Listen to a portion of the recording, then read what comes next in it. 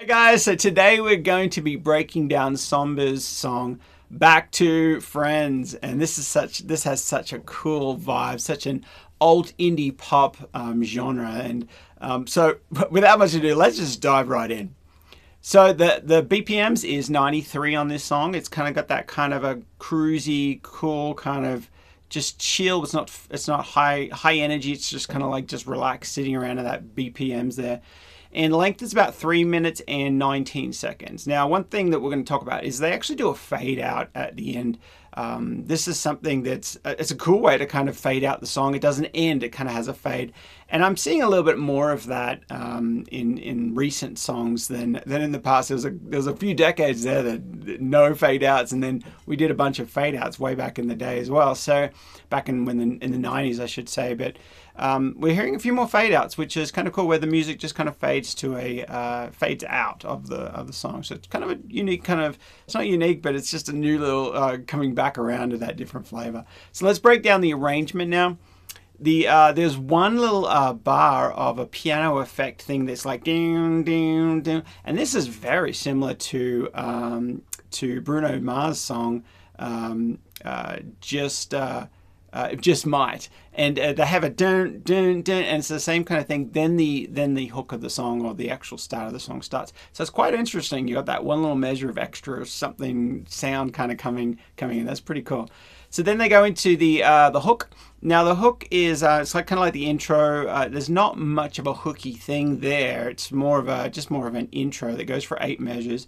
Now the second half of this intro has a non-lyrical R, and the oohs and the ahs that you'll hear, the non-lyrical thing, which means the vocal thing, but no lyrics, that actually plays underneath the chorus as well. See if you can hear it. It's the same ooh, or I forget exactly how it goes, but it's right underneath the chorus as well. So it's they've kind of doubled that up there, and so that creates more of a hook. That creates more of a catchy kind of thing. And so check that out. And then they go straight into the verse, 8 measures on the verse, and then straight into the chorus, 8 measures on the chorus.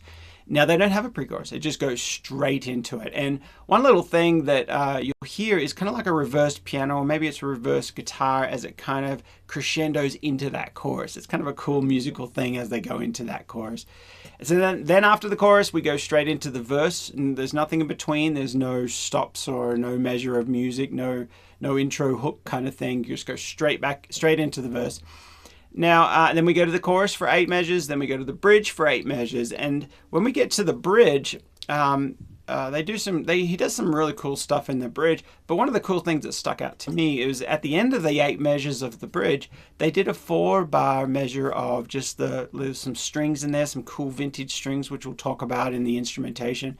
But they got some strings that happen, and it kind of builds, and then it goes back into the chorus, which then we ring out for the chorus for 8 measures, and it's kind of like a double chorus, and it fades out, and it's kind of jams out, and it's kind of cool. It's really cool. It has such a very cool vibe to this song. So let's jump right in now into the instrumentation. So this is kind of like a dream pop type piano. If you go to dream pop, you can kind of hear the piano sounds, and it's a very kind of piano, it has that kind of sound. So that's really kind of a unique piano sound. It's got quite a bit of reverb on it, and it's that's kind of known for the dream pop genres. So there's some distortion on the electric guitar. This is a cool little part that I love. Being a guitarist, of course, I love all these little guitar parts.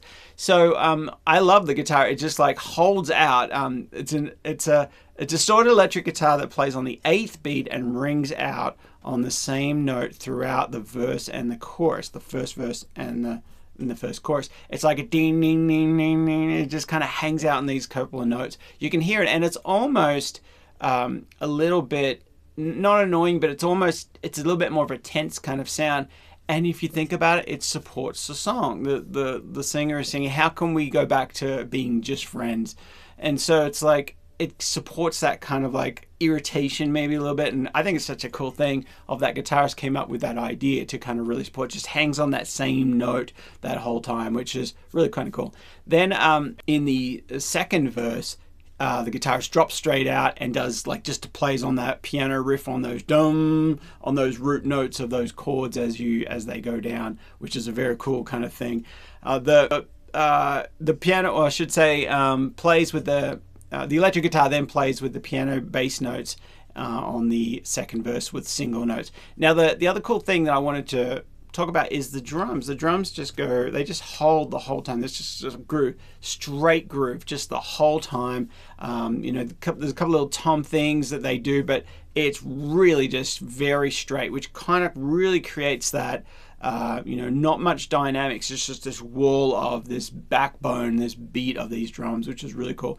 And one little thing I love on the drums is there's an eighth kind of it's kind of a hat tambourine-ish kind of, I don't know exactly what it is, but it makes me feel like this is really small, almost like the finger chime things, but like bells, or not bells, but like a tree of them where you're kind of like, not sleigh bells, but something like that. It's got this really cool creative sound that has this, it comes in on the eighth, which just really kind of lifts it. Whenever you've got something on the eighth beat, it kind of just gives it that bounce. And so that's a cool hat thing going, pretty much going all the way through on the eighth beat with the straight drum groove. Another thing to notice is there's a bongos or congas or some other percussive, I think it's congas that played in the bridge and then played throughout the rest of the song.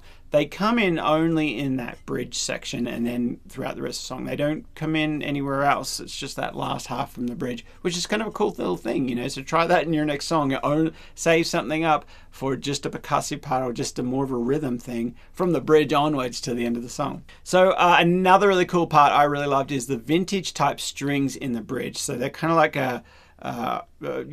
that's the best way to describe it. It's kind of vintage kind of string sound that kind of happens in the bridge and then plays a little bit, but it's buried down a lot more in the rest of the song. But it's there, and that's a really cool idea.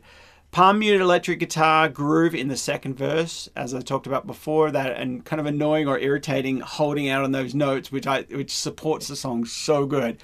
Then it drops out in that second verse, which you're always wanting to change something. Rule of thumb is every 4 measures you want to add something, you want to change something, you want to tweak something, you want to have something changing because you just want it to evolve. You want that song to just keep growing, and that's one thing they do very well in this song. There's nice ear candy on the electric guitar on the second verse. Have a listen to some of those little lines. There's one that kind of does a it's kind of like rings out and I think I forget exactly where it is, but it's in that second verse. You can hear it, and there's a couple of them actually. And there's nice piano single notes in between the choruses, and just like before they go to the chorus or before they go to the bridge, there's like little parts, and that's really nice to add those little extra bells and whistles, I call them. So, and now the Easter egg is see if you can hear those conga parts in the bridge. See if you can. You might need headphones, but the challenge is see if you can hear those conga parts. They're really cool. It's like a kind of an African or an Afrobeat kind of African kind of conga thing. So that's really cool. So now let's move over to the vocals. The vocals are so cool. Now he has a distortion on his vocals in the verse, but it's cleaner in the chorus. And he also goes to distortion on the vocals in the bridge as well. So, but the choruses are very clean. There's a lot cleaner than the verses. And so that's quite an interesting thing. So if you're doing a track like this, you want to process the verse vocals different than the chorus vocals, just to kind of, there's a little bit more reverb in the chorus, which is very typical kind of to make it feel bigger. That's a good little trick to kind of do that. I love the non-lyrical oohs that happen at the beginning, but then they're also happening underneath the chorus. It's like a ooh, but then also there's tons of stacks of background vocals and harmonies in the chorus. They're panned out a little bit. They're very big and they're very raw, meaning if you're doing a song like this, it's very important to capture the energy. It's not supposed to be sung nicely. It's supposed to be sung with that energy and that vibe, and it's all about the vibe in this song. This got tons of vibe all over it. So have a listen for some extra little ear candy, but have a listen to the yeahs and the ad-libs in the last chorus. He does a couple of yeahs in there. Those are pretty cool. So, to hear those little extra little parts. And so now going to the lyrics and the theme. the lyrics and the theme of this song is really about going back to being friends after being so close. It's kind of like a love song, but it's kind of like, why are we drifting? Why are we apart? Why, why can't we make this work? What is that big? And I think it's very relatable for a lot of people. And it's what happened to that big gap? How can we just be friends? And so that's why I think it's traveled up the top 100 pretty fast, and it's up there. I think it's number 7 or something today, but this is a very popular song right now, and it's great. So my top takeaways for this song, the things that really stuck out to me that I personally love, are the long held out vocal notes in the bridge. If you listen to me for a little while, I'm always talking about creating contrast in your songs, creating contrast and complementing parts. And so he's singing lots of, there's lots of words and there's lots of things happening with the vocals, but then in the bridge, one thing he did is held out some more notes. He made them really elongated the notes so they were a bit longer, which is really important to do because it's that contrast, and that's one of the main things that's changed in the verse in the bridge, that he had those long held out notes. So that's a really cool thing. I thought that was really cool, that it was like, yet again, they're really complementing and contrasting the different sections of the song. Another thing that I don't have written down here in my notes, but one thing I noticed is where they started the melody in the verses, it was just before the first beat. And then in the chorus, it all came in on the 1, which gives it that power. Whenever you start the verse, whenever you start your melody on the 1, it gives it a power. So if you save it up for the chorus, you'll have more power in that verse. In that chorus, I should say. So moving on to number 2 is the bongos or the congas start in the bridge and play for the rest of the song. We talked about that. Those are a couple of my little favorites. And the third is, I love the distortion on the vocals. It's such a cool distortion, and it's very kind of almost angry, but it's he's singing it softly. He doesn't sound like he's yelling, but the distortion is kind of giving it that kind of aggression, like frustration, which supports the theme of the song.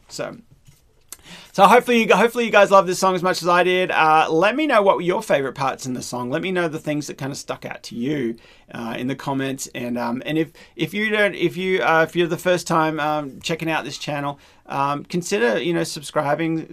Consider being hitting the like button, because then this will help the video float to the top and help other people, and other people will be able to get to check it out.